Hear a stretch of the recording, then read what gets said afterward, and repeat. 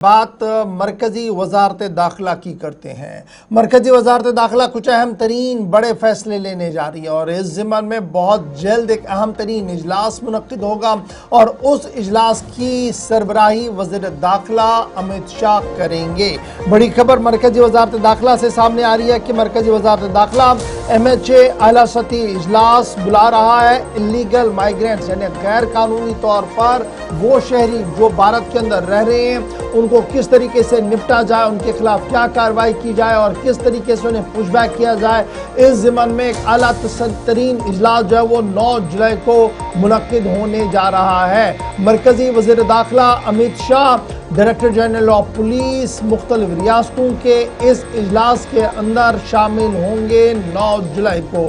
Intelligence bureau, NIA, raw, BSF और सीमा सुरक्षा बल SSB को भी इस मीटिंग के अंदर मदऊ किया गया है। इंतहाई अहम तरीन इजलास इलीगल माइग्रेशन के हवाले से 9 जुलाई को दारुल हुकूमत नई दिल्ली के अंदर मुनक्किद होने जा रही है, जिसकी सदारत वज़ीर दाखिला अमित शाह साहब करेंगे।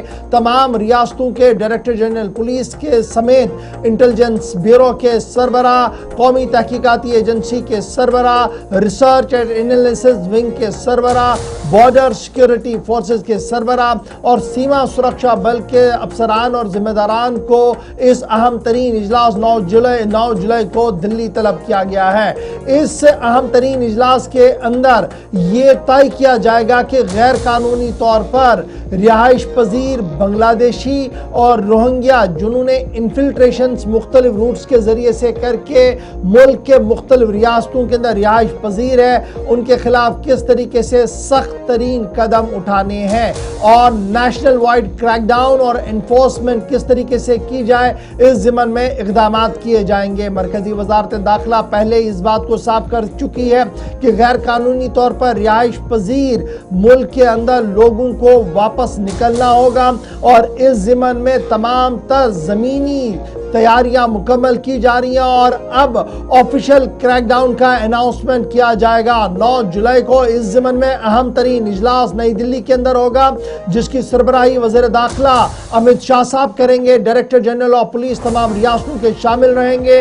इंटेलिजेंस और दीगर इदारों के सरबराहान को भी कहा गया कि वो यहाँ पर मौजूद रहे ताकि एक हिकमत अमली को तरतीब दिया जाए कि किस तरीके से और कहाँ पर ये जो स्पॉट्स है, रेड स्पॉट्स है, जहाँ पर ये रोहिंग्या रह रहे हैं, बांग्लादेशी रह रहे हैं, इन्हें मुल्क बदर किस तरीके से किया जाए, इस ज़िम्मन में क्रैकडाउन और हिकमत अमली को तरतीब दिया जाएगा। याद रखिएगा जम्मू कश्मीर के अंदर भी रोहिंग्याज की तादाद मौजूद है।